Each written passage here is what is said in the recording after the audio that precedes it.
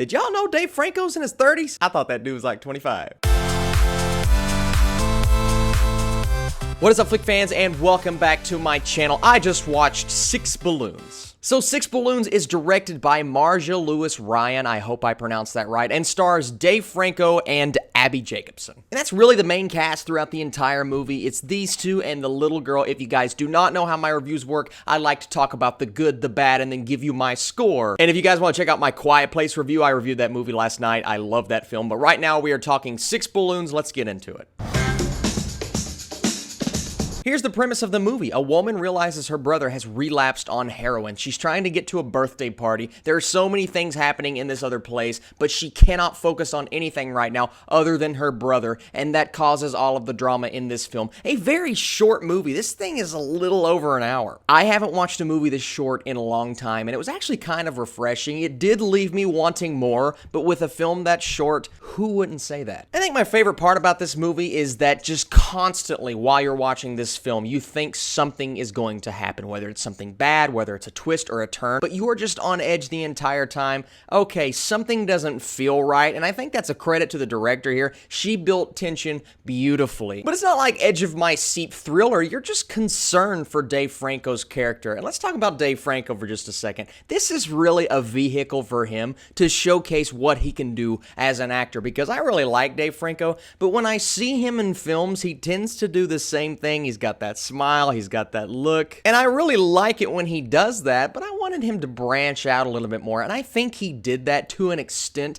with this film. He didn't give me as much as I wanted, but I really liked his performance in here. And let's talk about Abbi Jacobson for a second. I mean, the movie really falls on her shoulders. It's up to her to carry us through this film, and she does a good job. I really like her as the lead here. She does a great job of showing emotion, what's going on in her head, without saying too much, and the message in here is brilliant. It's incredibly difficult to love an addict because that person's addiction is going to continuously affect his relationships around him, whether that's him and his daughter, whether that's him and his sister. I just think that's a great message, but there's a difference between, okay, you have a good concept, you have an idea, but can you execute it? Can you showcase it on screen? And while I don't think they did anything fantastic here, it does a good job of taking us on this journey, a very fast journey. This is a movie that takes place in a few hours, and frankly, not a lot of things happened here, but it's not about that. It's not about the events, what you're doing, what's going on back home. It's about that relationship. And while I didn't love the execution of the metaphor that they kept coming back to, I do feel like it was a good metaphor to go off of. There's also a really great moment in the car when the little girl starts singing Wheels on the Bus, and it really kind of goes with the theme of the movie because they go round and round. This continuously happens over and over. She's in a loop. She's trying to get out of it. I liked that. I thought it was a really cool moment. And I know this is weird. The daughter really didn't have that much to do, but she's so cute, and she did a good job, and her lines came across as natural. It's hard to get out of a kid, so I really appreciated the casting there in that role.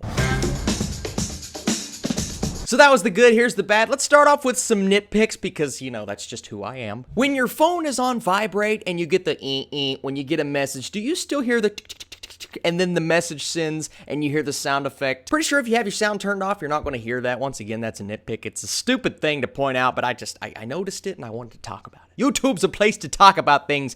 It's what we're doing. I think the biggest misstep of this movie is the incorporation of the self-help tape. The sound design, the bubbly noises, the way that they're incorporated throughout the movie, and then at the end, of course, you get the payoff with that. I'm not going to say what it is. I just think it could have been handled better, and at times, I really wasn't impressed with how the sound design was incorporated into the film. It felt a little film schoolish to me. It just wasn't on the level that I think it should have been for a movie like this with this concept. So I think that's probably where this movie falters most, is on a technical level. I didn't like the way that was incorporated. Some of the framing of the shots were a little weird. I felt what she was going for, but in a way it felt misused to me. Now, to everybody else, it probably didn't bother you as much, but it's just something that bothered me a little bit. I think the mom and dad character could have been fleshed out a little bit more. Now, I get it. It's an hour and 15 minutes. You don't have a lot of time to flesh out these extra characters, but I didn't really care what was going on back at home. I also felt like the pacing was a little off at the beginning and a little off at the end, and once again, we get to that final scene. As I said before, I liked the metaphor, but technically, it faltered for me.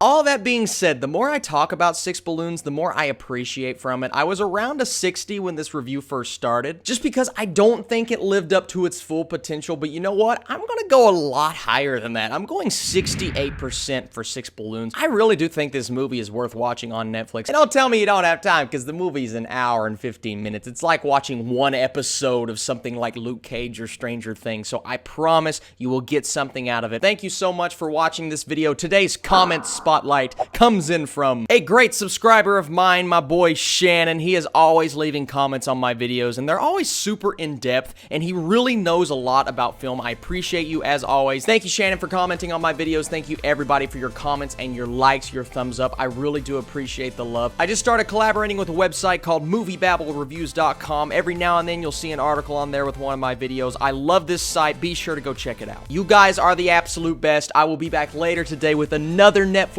review, and tomorrow's my Q&A video. I will catch you guys later.